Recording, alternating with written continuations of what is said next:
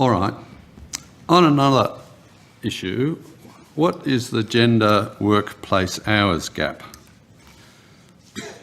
The agency reports a workplace gender pay gap comparing male full-time employees and female full-time employees, but male full-time employees work longer hours on average than female full-time employees.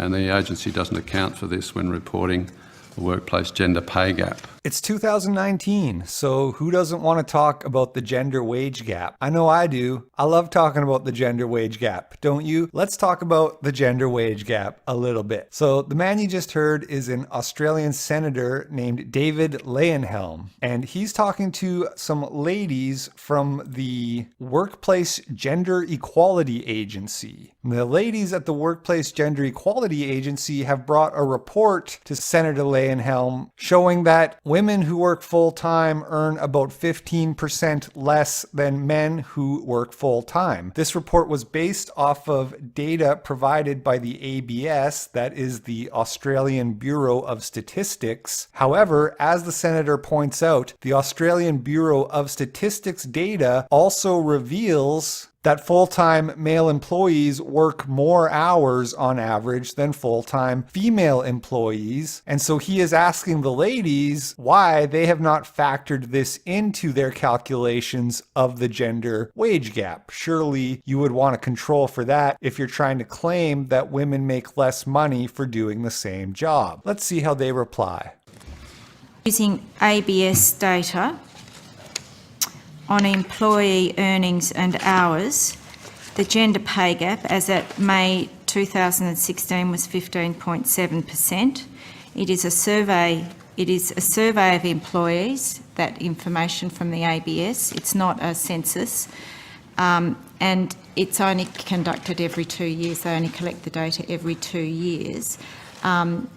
What we do is we annualise our figure to full-time. So we look at all part-time employees and full-time employees that may have worked part of a 12-month period, and we annualise that data to take into account part-time hours. So therefore we're converting the part-time hours to full-time, if you like. So the woman we just heard from is Libby Lyons, and she is the director of the WGEA. She is the head honcho, the top dog of that agency. And the reason I'm showing you this video, it's not so much because I think you need to know how to debunk the gender wage gap. It's more funny to see her squirm to these basic questions. I want you, while you're watching the rest of this, to take careful note of her body language, her lack of eye contact, her posture, her defensiveness, her stuttering, and understand that these people, these feminists, are grifters. They know exactly what they're doing, and it's really enjoyable to actually see somebody hold their feet to the fire and how badly they try to dodge in order to preserve the narrative. So rather than answer his question about whether or not they've controlled for hours, she simply says that they take the part-time employees and extrapolate those women as if they were full-time employees, but they don't actually factor in what our esteemed senator has referred to as the gender hour gap. So do you take into account the fact that on average a male full-time employee works longer hours than a female full-time employee? Not directly, no. You don't? But we annualise the part-time hours and those that have worked full-time but for part of the year. So that way, because at the moment, what I can tell you is women work part-time at 3 times the rate of men. So by annualising it, we are looking at a more realistic... So you base it on annual salary? Yeah. What about if you did it on an hourly rate? What would be the gender hourly pay gap? Well, we don't have that data, Senator. You don't have that data? No, because we ask for annualised salaries from our employers when they report their data in. She knows exactly what he's asking her, and she knows she doesn't do it, and she knows he's got her too, so she's trying to deflect by saying, well, women work part-time so much more, and that's why we ask for annualized data. And she's like, no, we don't control for the hours because that's what we ask for, is the annualized data, as if intentionally using a flawed methodology study, and ignoring an important control in a study is an excuse for doing so. Clearly it's not, and the senator isn't going to let her get away with it. Just watch. Okay, so if a woman was working fewer hours but earning the same rate per hour as a man doing the same job, would that show up as a gender pay gap? No. Just listen to the defeat in her voice. Oh, it's like music to my ears. I mean, again, she knows what he's asking. He's saying if the women and the men earn the same per hour, but the woman works less hours, would that show up as a gender pay gap? And she says no, but the answer is yes, it would. It has. That's what you've done in your report. We've already established that, or at least we know that the different hours accounts for some portion of the pay gap. We can't exactly say if it's the entire portion because it hasn't been controlled for, but it's funny that she says no when clearly the answer should be yes, because he's saying if that were the case, would it show up? And she says no, but it would because they're not controlling for the hours. Therefore, it would look like the woman was earning less. But, well, then in that case you are looking at hourly rates.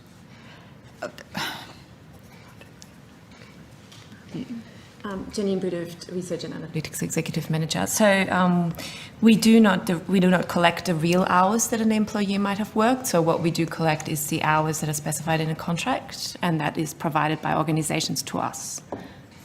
If that makes sense. Mm-hmm. Yeah. But I mean, do you annualise it on the assumption that men and women are working the same number of hours, or is it actual earnings? It's actual earnings, and we are unable to.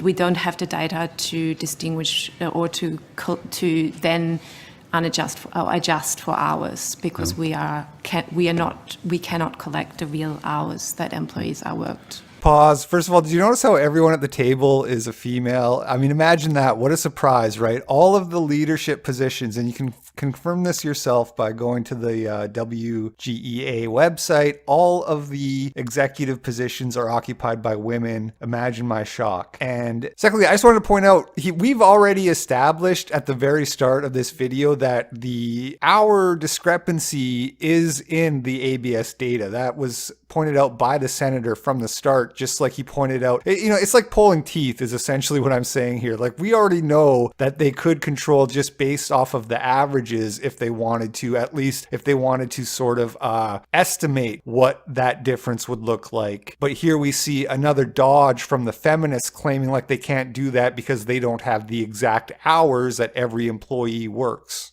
So it's not possible to tell whether any or some of the gender pay gap is just simply attributable to a different number of hours worked. Is that right? It depends on whether we're looking at hours that are in contract or whether we're looking at hours that employees worked as, overtime. Why is it you don't look at hours worked? You don't collect it, but the ABS does. It's available. The ABS does a survey, yes. Every 2 years. Yes. But again, as I say, we collect census data, that is survey data. And the other thing I would say at this stage, Senator, is just because somebody might be sitting at their desk for 12 hours a day doesn't mean you're getting 12 hours of productivity out of them, and doesn't mean that they're working in essence any harder than someone that may sit at their desk for 8 hours. That is absolutely amazing. Amazing. When you get cornered and so you say, well, just because a man works 12 hours and a woman works 8 doesn't mean that the man is actually producing more value. I mean, who's to say? Shouldn't they get paid the same? Shouldn't we just figure out what the man is earning based on how many hours he works and then take that amount of money and give it to the woman regardless of how many hours she works? Wouldn't that be the fair thing to do? So amazing. Absolutely amazing.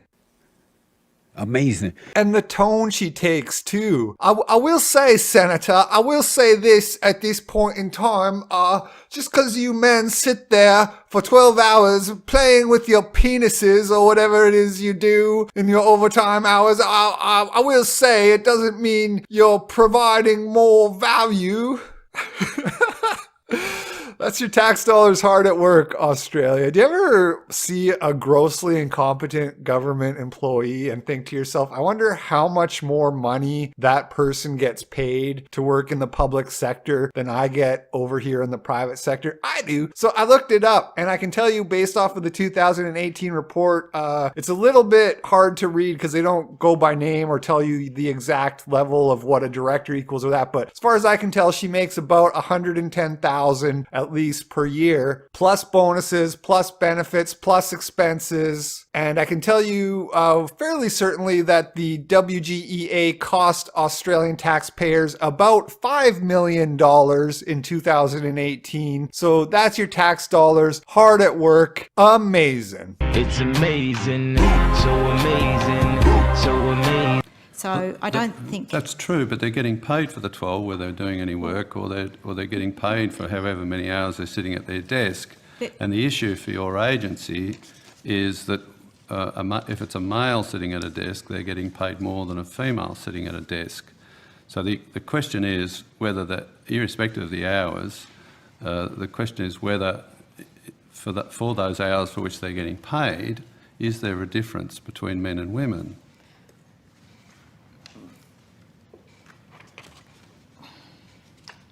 So We don't collect information on ours, Senator.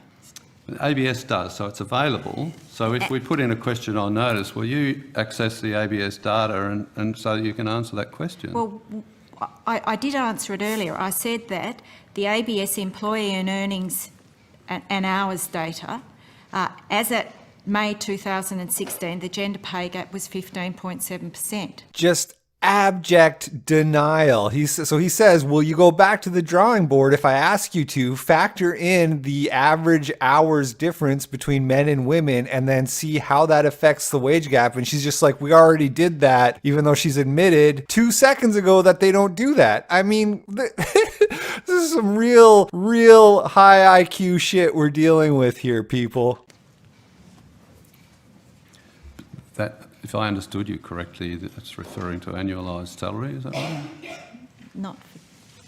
What's the gap based on? Per hourly rates or annual incomes or annualised incomes, or what are we talking about here? This man has the patience of a saint. Okay. The EEH data, so that's the employee earnings and hours data, includes all employees regardless of employment status and reflects ordinary time cash earnings.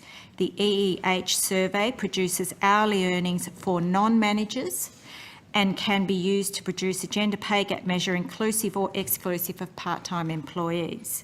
The EEH data can also be configured in a variety of other ways that are useful to the gender pay gap estimates, e.g. managerial versus non-managerial employees. The big drawback from where we sit is that EEH data was identified as being, is just done on a 2-year cycle. I don't think I can think of many men who would find it acceptable that a woman, irrespective of how many hours she's working in the day, if she's doing the same amount of work as a man, or the same job as a man, was paid any less on the basis that she's a woman. I can't think of any men who would support that. And yet, because you're not looking at hours, we don't know whether that's occurring or not. Am I right there?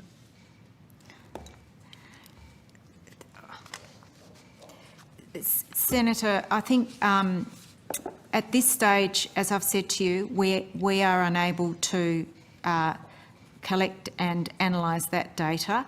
There are other countries, of course, that do that, and we will... Not even every 2 years with the ABS survey data? You could do it at least every 2 years.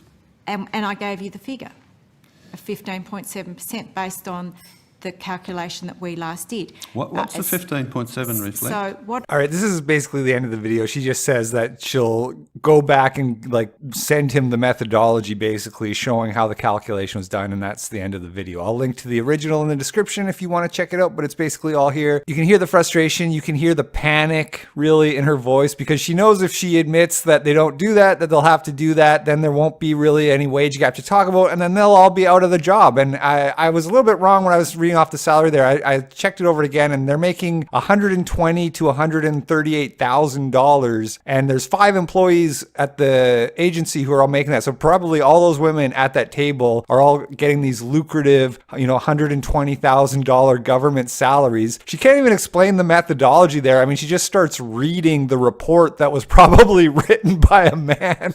I mean, I can't say that for sure, but it seems like it was written by someone, because she's just reading it, and you can kind of sound by the way she's robotically reading it that she doesn't really even seem to understand what she's talking about. And she can't explain it in simple English. She can't answer the guy's questions. Either that, or she knows if she does, she's going to be shooting herself in the foot. So there you go, people. Feminist grifting, millions of dollars in taxpayer money sunk into these bullshit make work jobs so these busybodies can sit here and waste senators' time with their inane ramblings. Amazing.